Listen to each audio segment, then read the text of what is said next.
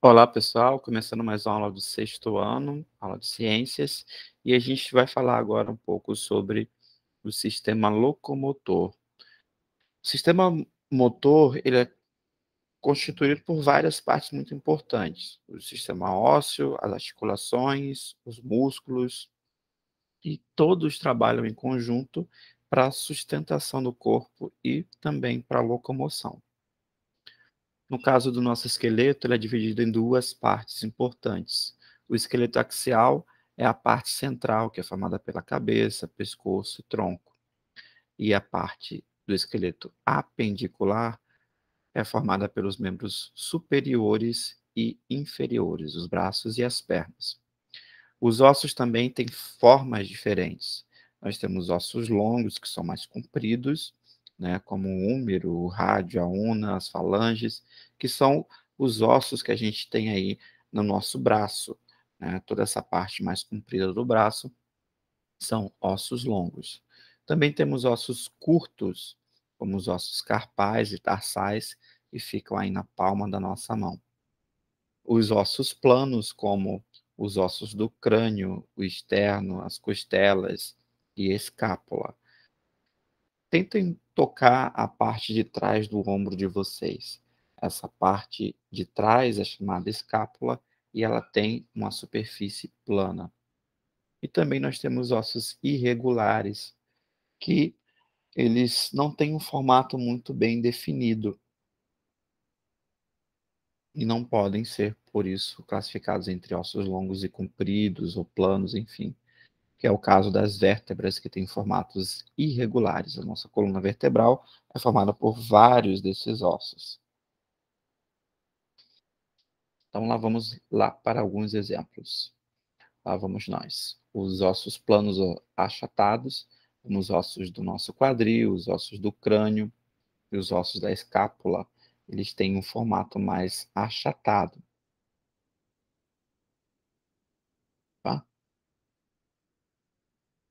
Os ossos curtos são os ossos das falanges dos dedos, né? Os dedinhos são mais compridinhos, mas eles são curtos ainda em comparação com outros ossos. Isso inclui os ossos do carpo e do tarso, são os pés e mãos que têm esse formato aí. Os outros ossos, né, que têm formatos irregulares, são os ossos da coluna vertebral.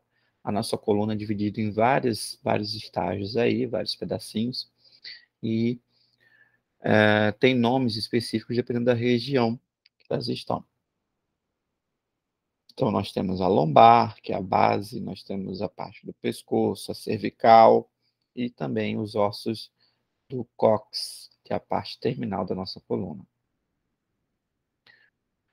Os ossos da costela são alongados e um pouco também achatados, possuem essa característica, porém não possuem nada medular, canal medular, né? Esse canal medular que a gente está falando, a gente vai mostrar no caso dos ossos compridos, que são os ossos do fêmur, que tem no seu interior canais que fazem a produção de algumas células importantes no nosso corpo, que é a medula. Ossos pneumáticos, ou ossos ocos, estão presentes aí na nossa face, no nosso maxilar, têmpora, na lateral da nossa cabeça. São ossos que têm no seu interior espaços, né, contendo ar. Esses ossos ocos, eles são mais leves do que os demais. Os ossos longos que nós conhecemos, os ossos do fêmur e o do braço, antebraço, a una e o rádio, têm um formato aí mais alongado e também apresentam a medula. Então, como nós falamos, a divisão é o esqueleto axial, a parte principal aqui, e a parte apendicular, que tem aí os membros, tanto braços quanto as pernas. No caso dos braços, esses ossos estão ligados através de ossos planos, a nossa cintura superior, aqui nos ombros, e aqui na base inferior, ligados pela bacia na base da nossa coluna vertebral.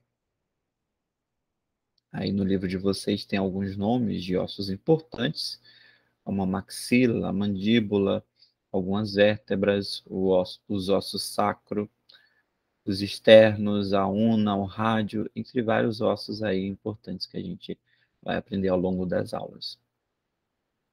Então, nosso esqueleto completo tem esse formato, tá?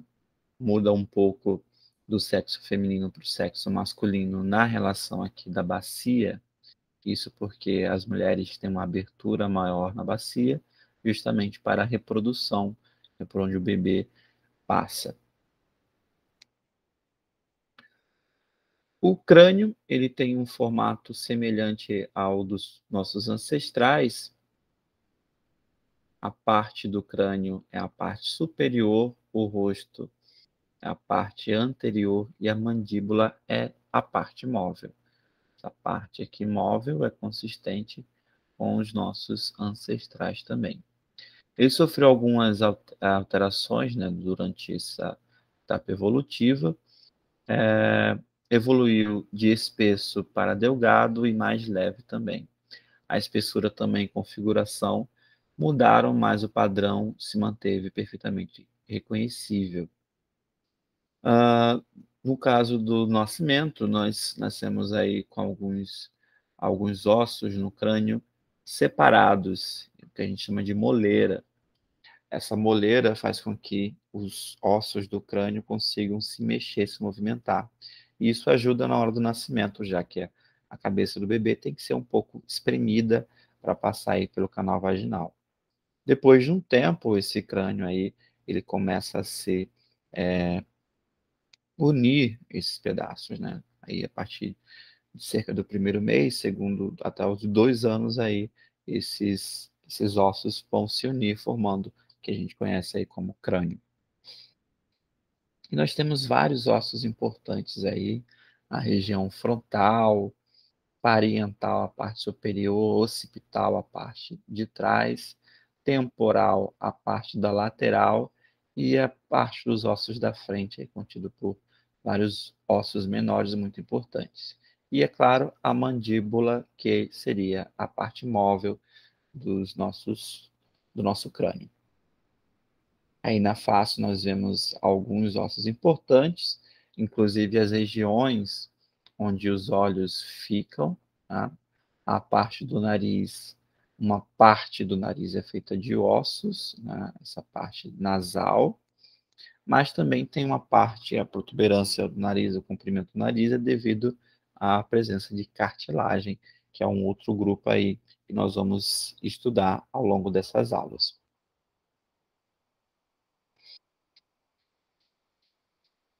Um pouco mais aqui. A parte palatina é a parte superior da nossa boca. Usamos os dentes aqui. E o palato duro seria essa região da boca, onde nós temos um osso importante também. A parte frontal é a parte da frente e a parte occipital é a parte de trás da nossa cabeça. Internamente, nós temos algumas diferençazinhas também. Esse aqui é um corte mostrando aqui a presença de espaços, né, ocos no nosso sino nasal, e por isso algumas pessoas também apresentam o que a gente chama de sinusite, que é a inflamação justamente nessa região da face. O acúmulo de líquidos nessa região acaba ocasionando um tipo de inflamação que incomoda por conta da pressão que ocorre nessa região frontal. Essas rachaduras que são apresentadas aqui, elas são as ligações aí da época quando o nosso crânio ainda não tinha sido completamente formado, e por isso ele tem algumas conexões aí bem nítidas da junção da moleira. Mais alguns ossos, essa região, por acaso, é a região por onde vai passar o tubo neural, o bulbo, que vai sair aí do cérebro para a medula espinhal. Outros ossos importantes, os ossos da costela. Nós temos aí a caixa torácica, cerca de 12 pares de costelas. Total aí de 6 costelas verdadeiras, são as costelas que estão realmente ligadas diretamente ao externo, que é um ossinho que fica aqui na frente do nosso peito. E além do externo, nós temos ainda duas vértebras, costelas flutuantes, que são as últimas costelas aqui, que elas não ficam ligadas aí ao centro, ao externo. Na nossa coluna, nós temos a divisão seguindo os tipos de vértebra. A parte inicial aqui no pescoço é chamada de vértebras cervicais. A parte do tronco são as vértebras torácicas. A parte da base da coluna é as vértebras lombais. E temos o osso sacrum. E o último ossinho aí é chamado de cóccix. Nos membros superiores, realizam movimentos amplos e os dedos movimentos delicados e precisos. Nós temos os ossos aqui que ligam os membros superiores à coluna vertebral, que se chamam clavícula, e a escápula, que é esse osso plano aqui.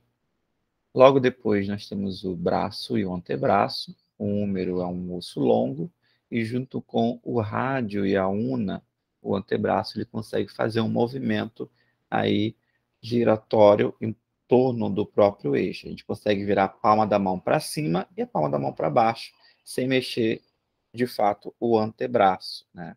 Tentem fazer isso aí em casa, vocês vão notar essa diferença. E também nós temos os ossos, pequenos ossos aí na nossa mão.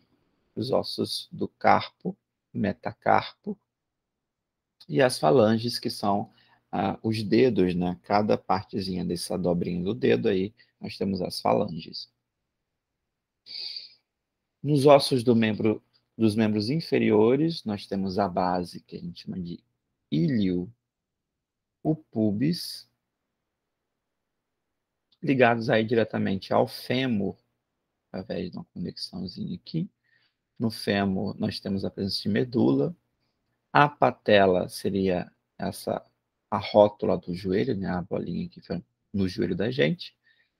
Temos também dois ossos, assim como nos antebraços, a tíbia e a fíbula.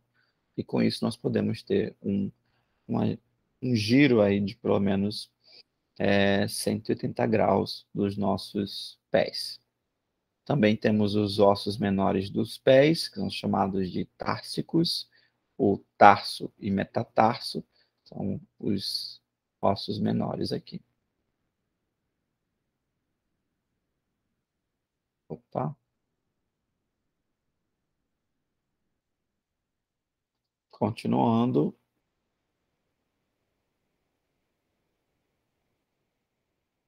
Enfim, acho que agora eu vou ter que cancelar a apresentação. A gente volta daqui a pouquinho, deixa eu só voltar aqui com o material onde a gente parou.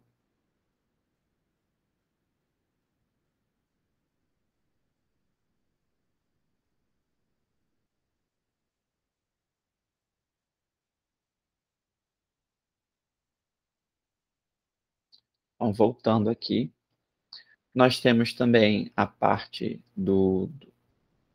da bacia, né? Essa parte do osso ilíaco.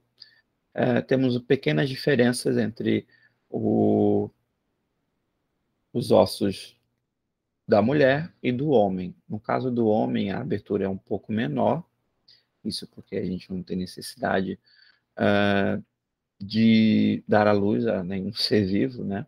E no caso da mulher, o quadril fica um pouco mais largo e a abertura também é um pouco maior. Aqui a gente vê a abertura desses ossos é um pouco mais larga, né? A gente tem um ângulo aí de quase 90 graus de arco, enquanto que dos homens é um pouco mais fechado, 45 graus do osso púbico.